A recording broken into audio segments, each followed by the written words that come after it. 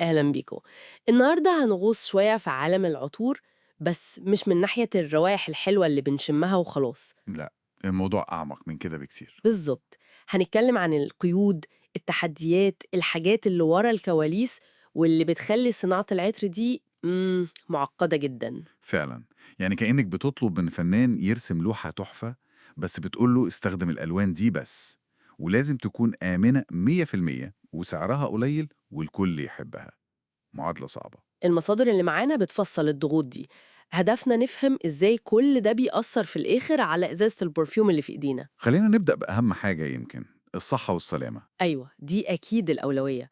في منظمة مهمة قوي اسمها IFRA، الرابطة الدولية للعطور.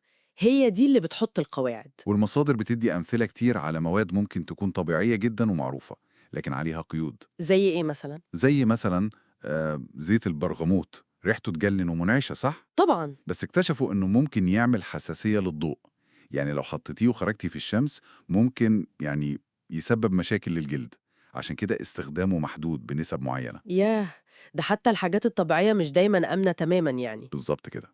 وفي كمان طحلب السنديان، الأوكموس، ده برضه من الحاجات اللي استخدامها محدود عشان ممكن يعمل حساسية جلدية لناس كتير. وفي نقطة لفتت نظري في المصادر، فكرة الكوينشنج دي. يعني مش بس المادة بتكون مقيدة، لا دي لازم تتخلط بحاجة تانية عشان تبقى آمنة. أيوة دي نقطة مهمة. في مواد زي السترول مثلا ريحته ليموني كده، ممكن لوحده يكون مهيج شوية للبشرة. امم فلما يتخلط بنسبة معينة مع مادة زي الليمونين، الليمونين ده كأنه بيهدي السترال ويقلل احتمالية التهيج. شغل كيمياء دقيق يعني. وكل القواعد دي أكيد بتتراجع وتتحدث باستمرار؟ طبعا. في معهد تاني اسمه RIFM، ده دوره يعمل الأبحاث العلمية ويقيم المواد دي باستمرار. لو في أي دليل جديد على مشكلة القواعد بتتغير. ده يطمن شوية. طيب، ننتقل لنقطة تانية، البيئة. يمكن مش أول حاجة بتيجي في بالنا. صحيح. كمية المواد العطرية المستخدمة على مستوى العالم كله مش مهولة قوي يعني، لو قارناها بملوثات تانية. المصادر بتقول حوالي 0.05 جرام للفرد في اليوم. 0.05 جرام؟ ده قليل قوي. قليل نسبياً لكن الصورة الذهنية للمنتج، السمعة بتاعته بقت مهمة جداً للمستهلك. يعني الناس بقت عايزة تعرف المنتج ده صديق للبيئة ولا لأ. بالظبط. فبقى في ضغط لاستخدام مواد جاية من مصادر متجددة، يعني نباتات بتتزرع تاني، بدل الحاجات اللي جاية من البترول مثلاً. ولو الضغط ده زاد قوي؟ ممكن نوصل لمرحلة إننا نفقد روايح مهمة كانت بتتعمل صناعي، زي أنواع من المسك الصناعي، لأنها أصلا مشتقة من البترول. والمصادر بتقول كمان إن القوانين البيئية الصارمة دي ممكن تضر المصانع الصغيرة. أيوة، المصانع اللي كانت بتعمل كيماويات عطرية متخصصة قوي بكميات صغيرة، القوانين الجديدة ممكن تكون مكلفة عليها فتقفل، وده على المدى الطويل يقلل التنوع في بلتة الألوان بتاعة العطار. وحتة التحلل البيولوجي دي، البايوديجريدابيليتي. دي لسه منطقة رمادية شوية، مفيش معايير واضحة متفق عليها عالميا. القاعدة العامة بتقول إن المركبات الأروماتية هي الأصعب في التحلل في البيئة، بس لسه الأبحاث شغالة. طيب، ده يودينا بقى للسؤال الأزلي تقريبا، طبيعي ولا صناعي؟ دايما في إحساس إن الطبيعي أحسن وأأمن. أصل دي نقطة معقدة جدا وفيها كلام كتير. علميا بحت، لو جبت مادة صناعية ليها نفس التركيب الكيميائي بالظبط بتاع مادة طبيعية، مفروض يكون ليهم نفس الخواص والتأثير. إيه المفروض؟ لكن الواقع. الواقع أعقد. أولا، نادرا ما بيكونوا متطابقين 100%. دايما في شوائب بسيطة هنا أو هنا، أو اختلافات دقيقة في التركيب بتفرق في الريحة أو التأثير. والمصادر بتشير لحاجة كمان، إن عملية استخلاص الزيت الطبيعي نفسها بتغيره. تمام. التقطير بالبخار أو الاستخلاص بالمذيبات، العمليات دي بتغير التركيب الكيميائي الأصلي اللي كان في النبتة.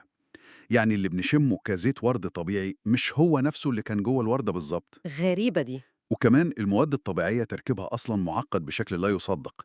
زيت الورد فيه أكتر من 400 مكون. 400؟ صعب جدا تضمني إن مفيش ولا واحد منهم ممكن يسبب حساسية لحد معين. عشان كده في مواد طبيعية تماماً زي بلسم بيرو أو زيت السداد استخدامهم بقى مقيد جداً أو ممنوع. عكس الصناعي اللي تركيبه معروف ومحدد. بالظبط. الصناعي ممكن يكون ساعات أأمن لأنه تحت السيطرة أكتر. ده غير إنه بيدي للعطار حرية إبداعية أكبر، ثبات في الجودة، توفر مضمون وسعر معقول. وبيحمي الحيوانات كمان، زي غزال المسك أو حوت العنبر. أكيد. دلوقتي تقريبا كل المسك والعنبر المستخدم في العطور صناعي، وده شيء إيجابي جدا. الاتجاه العام هو الابتعاد تماما عن أي مكونات حيوانية. النقطة الأخيرة بقى، التكلفة والتوفر.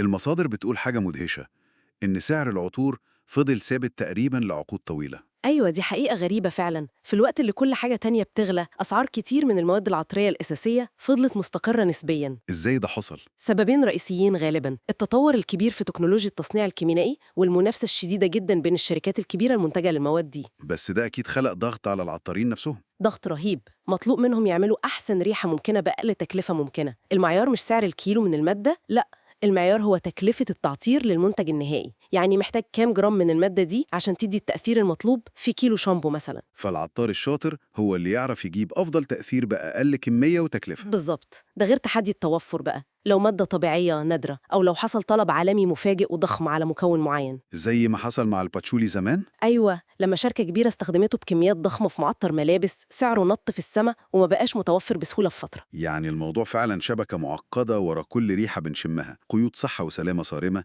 اعتبارات بيئية بتزيد، تصورات الناس عن الطبيعي والصناعي، وضغوط تكلفة وتوفر مستمرة، كله متشابك في بعضه. وده بيخلينا نفكر في السؤال اللي طرحته المصادر بشكل ضمني.